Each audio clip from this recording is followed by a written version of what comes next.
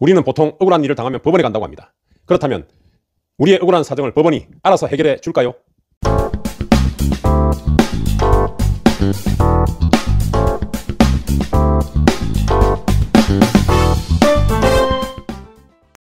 안녕하십니까. 김변TV의 김현성 변호사입니다. 우리는 보통 법원을 권리구제기관으로 알고 있습니다. 그래서 국가가, 법원이 우리의 억울한 사정을 알아서 해결해 준다면 얼마나 좋겠습니까? 그러나 아쉽게도 법원은 그렇지 않습니다. 법원은 당사자가 제기한 문제에 대해서만 판단을 해줍니다. 이것을 소송법상 불고불리의 원칙이라고 합니다. 쉽게 말하면 신청 없으면 재판 없다라는 의미입니다. 일반적으로 소송은 당사자의 청구에 의해서 개시되고, 개시된 소송에서 법원은 당사자가 신청한 문제에 대해서만 심리를 진행하고, 이에 국한해서 법원은 판단을 해주는 것입니다. 즉, 당사자가 청구하지 않은 문제에 대해서는 심리도 진행하지 않고 판단도 해주지 않는다는 것입니다. 제가 전에 사법의 속성으로 소극성을 언급한 바 있습니다. 당사자가 법원에 대해서 사건을 해결해 달라는 요청이 있을 때 비로소 법원이 그 사건에 개입한다는 사법의 소극성과 우리 불고불리의 원칙은 일맥상통하는 면이 있습니다.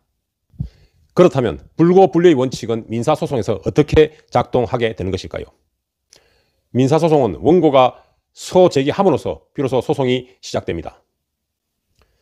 주로 원고가 피고에 대해서 어떤 권리를 주장하면서 의무를 이행하라고 청구를 하게 되고, 이에 대해서 피고는 이미 그 의무를 이행했다거나 또는 그러한 의무가 없다라고 항변하면서 진행됩니다.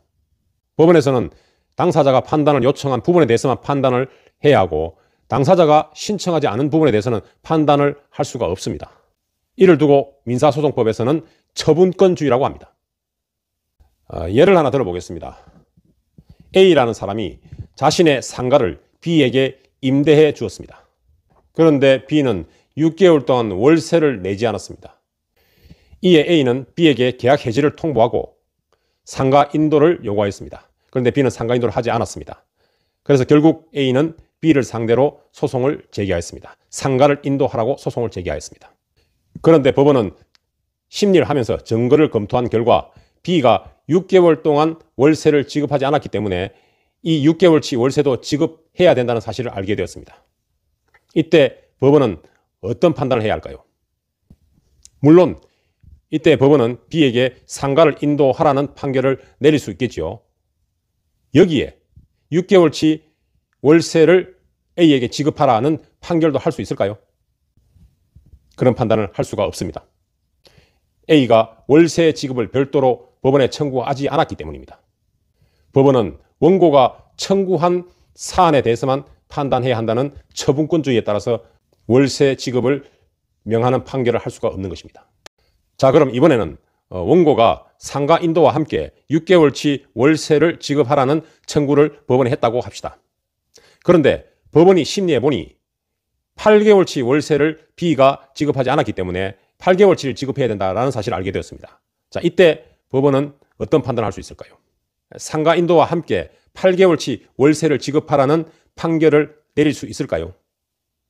역시 그러한 판단을 할 수가 없습니다. 왜냐하면 원고가 6개월치 지급을 청구했기 때문입니다.